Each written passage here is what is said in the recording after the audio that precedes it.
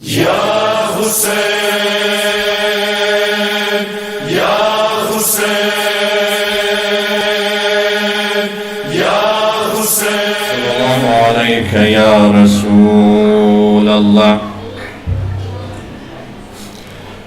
ve ala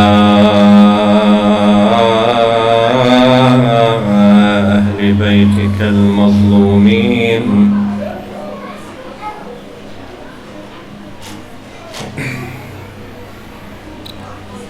صلى الله عليك يا مولاي وابن مولاي يا أبا عبد الله يا رحمة الله الواسعة ويا باب نجاة الأمة يا عبرة كل مؤمن ومؤمنة غريب مظلوم كربلاء يا ليتنا كنا معكم سيدي فنفوز فوزا عظيما. May God's blessings and peace be upon you, O Imam Hussein. You're the mercy of Allah and the gate to our salvation. Oh, how we wish that we were with you on the battle of Karbala, so we could have been victorious as you have been. Sallu ala Muhammadin wa ali Muhammad.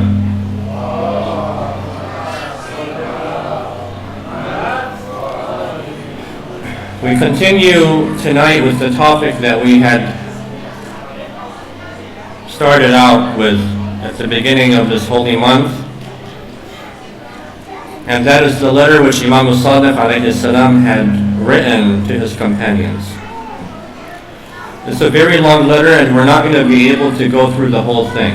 So there are a number of key points which I selected and we'll be using those to go over inshallah, using the time that we have during these blessed nights. We began by speaking about the instructions which the Imam gave them before reading the letter, and we called it like a manual. There's an instruction that you have to follow and a manual that teaches you how to use this letter. The Imam spoke about studying the letter, reading it, contemplating over it, and applying it in their lives. We talked about what it means to contemplate. We talked about what it means to study something and not just read that thing. And we talked about the importance of applying what you know in your life. Because you could learn your whole life to be a good person, but if you don't apply what you learn, you're never going to become that good person. This is one of the most difficult challenges that we have as human beings. We all want to become better. We buy books to read how to become better people. We go online and we search for solutions to our problems and we find a lot of information. But this has to do with applying what we learn to our lives if we want to make a change to our lives. We can't just sit down and read and expect that knowledge to change us. Yes, knowledge is the key. The information is the key. It's a guide, it's a map. It tells you what to do and how to do it. But nothing will change you except yourself. You have to have the willpower.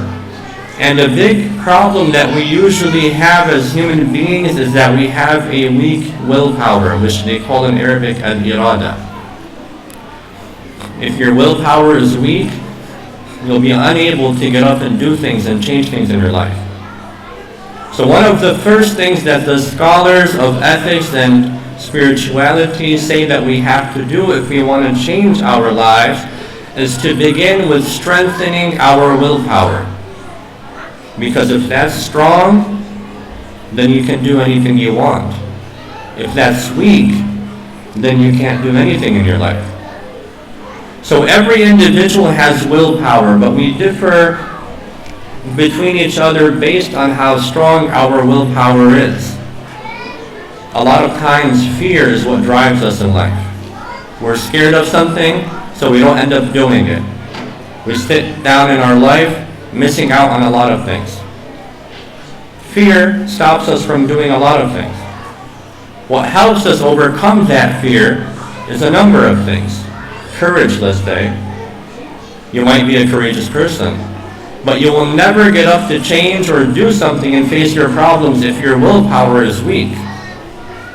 So their advice, if you want to change, and change overall, like in a wholly type of way, change in your totality, then the strongest weapon that you can have with you is strengthening your willpower. There are other ways to change your life, but this is the best way to change. So they give advice. How do I strengthen my willpower?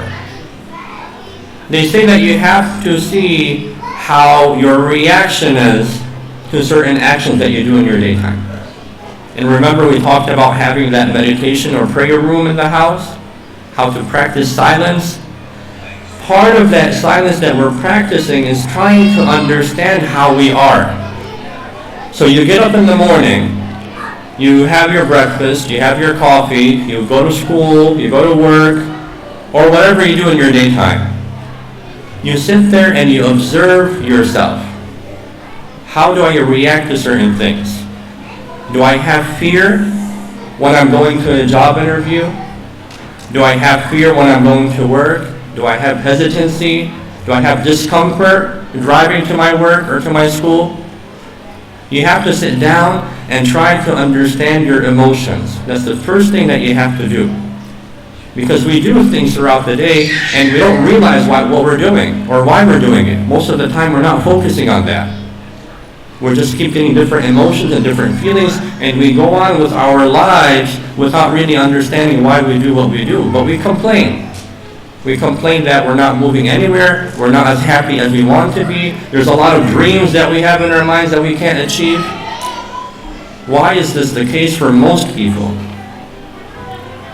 Because we don't sit down and take time to understand ourselves.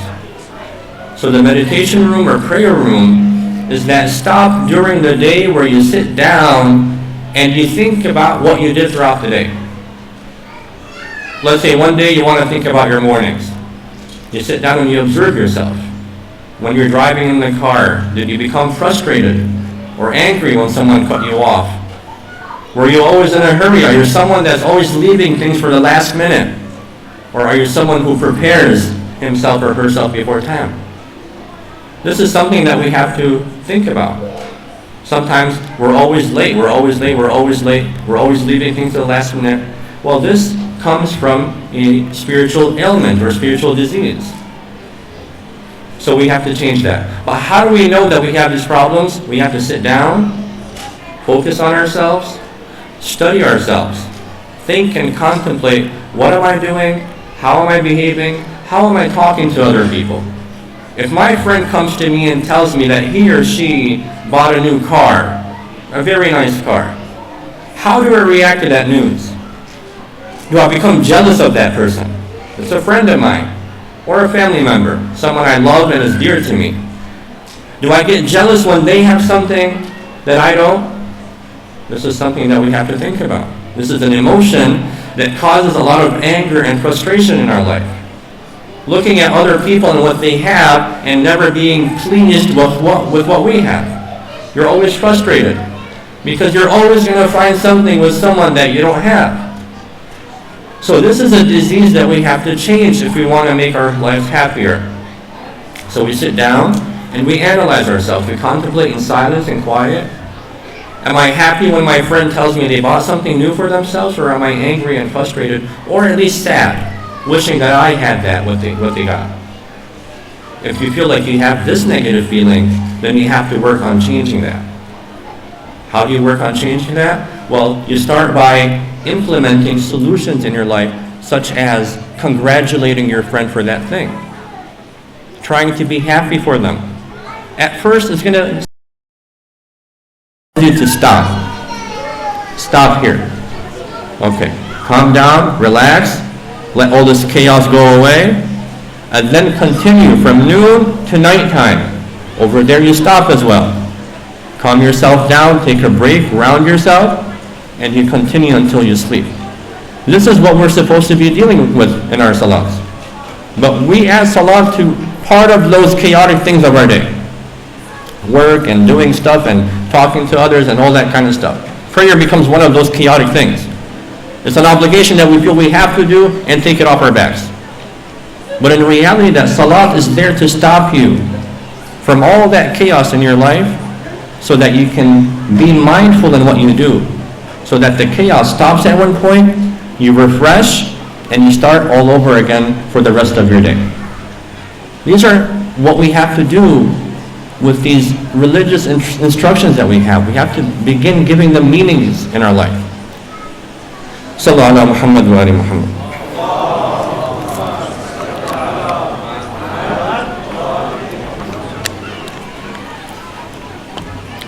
So observing our behavior is very important if we want to change. We see the bad things inside of us, and we start making a plan of how to change. You make a list of your habits, good habits and bad habits. Maybe in this meditation or prayer room, you have a notebook. And you begin, you sit down. Every thought that comes to your mind, try to write it down. Your emotions, write them down. Because writing something down helps you understand better. Believe me, a lot of people who have tried this know that by writing, you feel better. A lot of people that are depressed and going through problems, once they pick up a notebook or on the computer, they begin writing about what they feel like they're emptying their pain and suffering. So it helps to write down things. Sit down and have a notebook that's only yours. The book about me, you can call it. And write, you're the author and you're the subject of the book. You sit down and you start writing, and then you will be surprised about the images and thoughts and ideas that come to your mind when you sit down and start writing about yourself. How you felt about a certain thing. How you felt when you spoke to somebody. How you felt when you moved and did something throughout the day. Write it down. Write your feeling down. Don't worry, no one's going to read that book, it's only for you. And start trying to understand yourself. Then start applying changes in your life. Strengthening your willpower. See the things that you're hesitant to do and start doing them, but slowly. You're greedy, start by giving a little bit of money every day. You find yourself always late, start by making yourself start your work 1 minute earlier than usual. And force yourself to do that. Then 2 minutes and 3 minutes, and then slowly and gradually you're going to start changing your life. You're going to have to gain control over yourself, because most of us are driven by our passions and desires, not by our willpower. We're hungry, I want to go eat. Your desire for hunger drives you immediately to go and find food. And a lot of what we do is being driven by these passions and desires. What we have to do is we have to gain control over our passions and desires, and not the opposite. It shouldn't be my hunger and my desire that's telling me what to do and driving me to do that thing. I should be deciding whether I want to eat now or eat later. Fasting, for example, helps with that. Because in fasting, you are telling yourself, I'm going to tell you, the desire, when you eat and when you don't eat. Otherwise, every time you crave something, you want to go get it. In the middle of the night, you're craving something, you want to go grab it. If you realize there's nothing wrong with craving things and wanting them. But by thinking about yourself, if you realize that every time I crave something, I have to leave everything and go grab that thing, then that's a very big red flag that you have to look at. Stop there. Why am I letting this drive me and control me? So you think about that, you find that issue, and you start saying, no, I want to gain control over myself. I decide when I yell at someone and when I don't yell at someone. I get angry. Instead of being the first reaction that I scream and not controlling myself, I can tell myself, I'm not going to scream at this person. This is not easy. If you have a weak willpower, you're not going to be able to do that. Your anger is going to be the one controlling you. Your desire is going to be the one controlling you. And you have to gain control over yourself if you want to determine how your life is going to be and whether you're going to live a good life or a bad life. If you don't have control over your life, then believe me, you're going to be driven by all these things and you're never going to be happy. Sallu ala Muhammad wa ali Muhammad.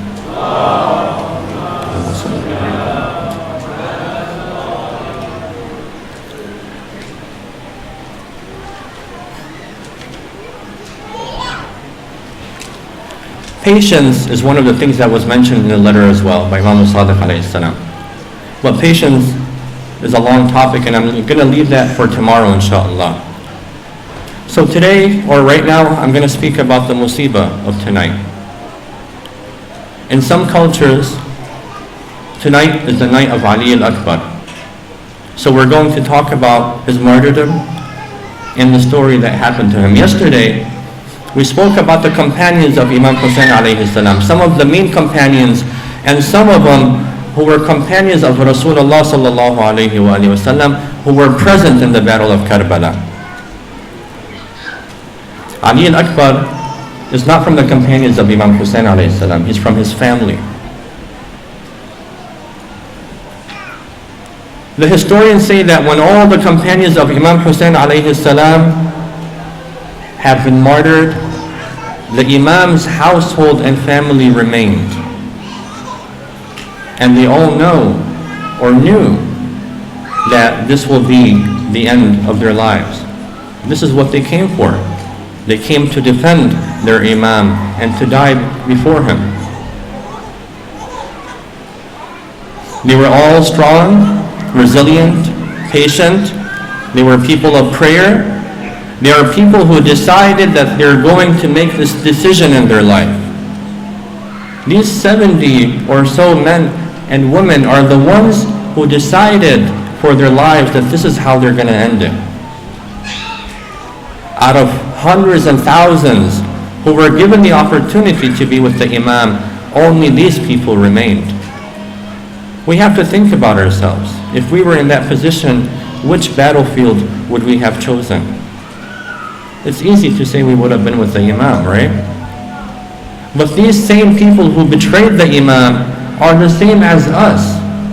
They were living their lives, eating and drinking, having families. When it came to the test and trial, that's when you see whether you have raised yourself in this world in a spiritual and religious way where you're obedient to God, or you're someone who is a slave to this world. These individuals who remained were the most pious individuals. The first person from the family of Imam Hussein alayhi salam who went forward to battle, to fight, was Ali al-Akbar. He was 27 years old. Now, the family of Imam Hussein alayhi salam, the women all gathered around him. This is the first individual from the Prophet's family who's going to enter the battlefield.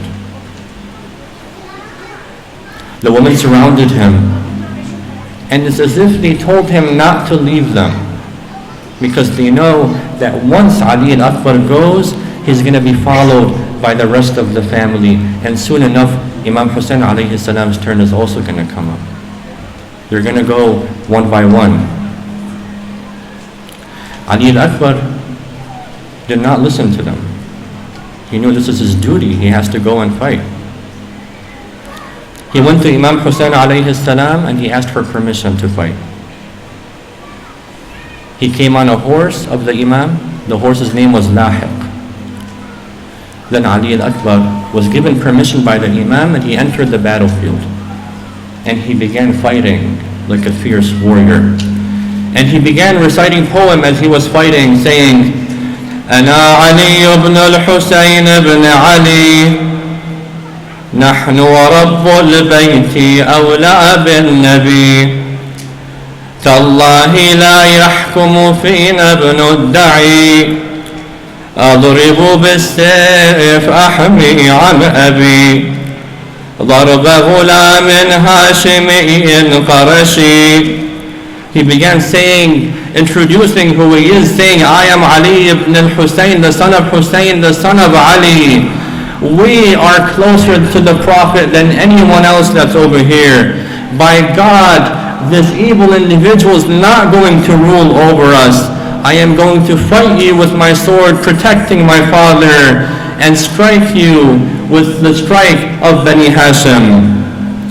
Then Imam Hussein alayhi salam looked at Ali al-Akbar and saw him on the battlefield fighting and killing a large number of the enemies, and the Imam was heartbroken because he knew that at the end Ali al-Akbar is going to be killed. So the Imam prayed against the enemies by telling them, you're killing my own family, may you lose your own family.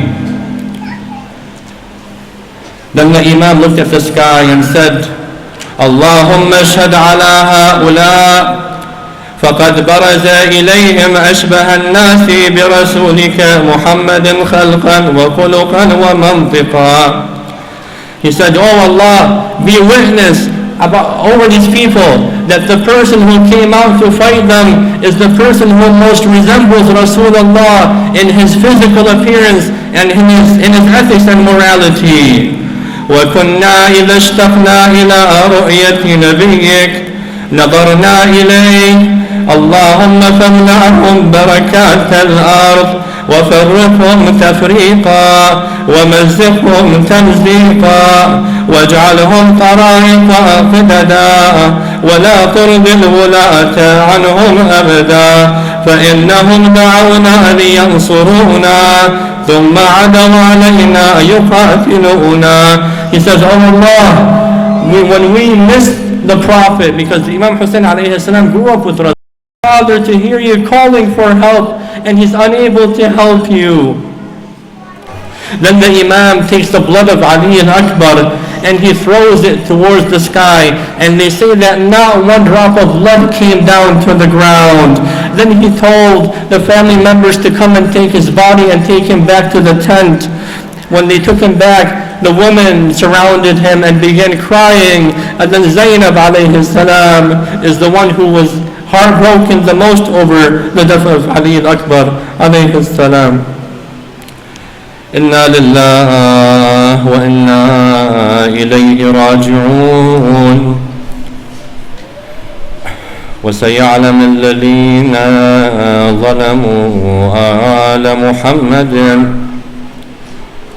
أي منقلب سينقلبون والعاقبة للمتقين. يا الله, we ask you, Ya Allah, and we pray to you by the rights of Muhammad sallallahu alayhi wa and his household, by the love of Imam Hussein alayhi salam, to remove all our misery from our lives, Ya Allah.